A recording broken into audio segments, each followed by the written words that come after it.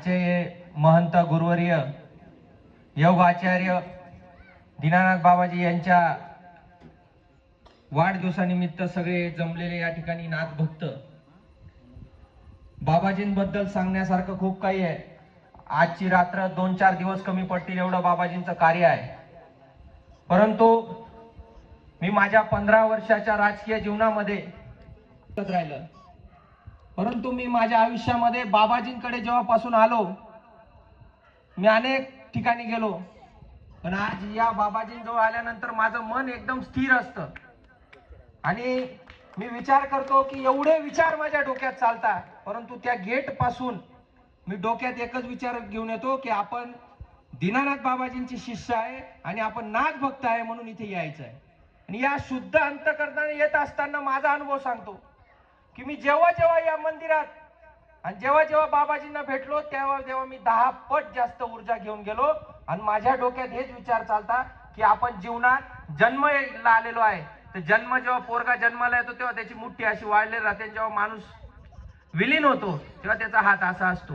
म्हणून मी माझ्या स्वप्नात विचार केलाय की आता जे काय करायचं बाबाजींसारखं आयुष्य तर आपण करू शकत नाही, कारण की त्यांनी त्यांचा संसार त्याग करून आजपर्यंत आणि ब्रह्मचारी राहणं हे फार मोठं पवित्रेचं गोष्ट आहे। आणि या जगामध्ये किती स्वार्थी लोक आहे आपल्या सगळ्यांना माहिती आहे की आपल्या जवानीचा त्याग करून आपल्या बालपणाचा, आपल्या आई वडिलांचा, कोणा आई वडिलांशिवाय 1 मिनिट राहू शकत नाही, हे सगळं त्याग करून बाबाजी आज तुमच्या माझ्यासारखे सर्व नाथ भक्तांना आपला परिवार समोर कायम चांगलं संबोधितात आणि चांगलं करतात। म्हणून बांगलादेशमध्ये, गुजरातमध्ये, इकडं नगर पासून नाशिक जिल्हा, जळगाव, नंदुरबार, धुळे, सगळ्या ठिकाणी मालेगाव, अशा सगळ्या ठिकाणी बाबाजींचे भक्त आहे। आणि बाबाजींच्या दरबारमध्ये जो आला त्याची जीवनात कधीच झोळी खाली झाली नाही असा मला विश्वास आहे।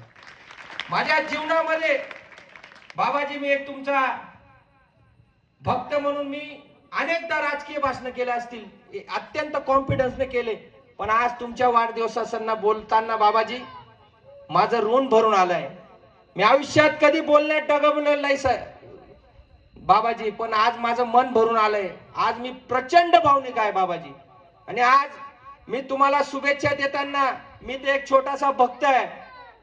माझ्या जीवनात मी तुम्हाला काही देऊ शकत नाही, पण माझ्या जीवनात तुम्ही जे आम्हाला आचरण शिकवलंय, तुम्ही जे आम्हाला शिकवलंय, ते सर्वसामान्य गोर गरीब, शोषित पीडित, शेतकरी, मोलमजूर, माझ्या माता भगिनींचं काही सेवा करता येईल तुमच्या विचाराने आम्ही नक्की केल्याशिवाय राहणार नाही, हा शब्द मी बाबाजी आपल्याला देतो। जीवनामध्ये मी इतकं या ठिकाणी माझं मन रमतं की मला जेव्हा बी अस्वस्थ वाटलं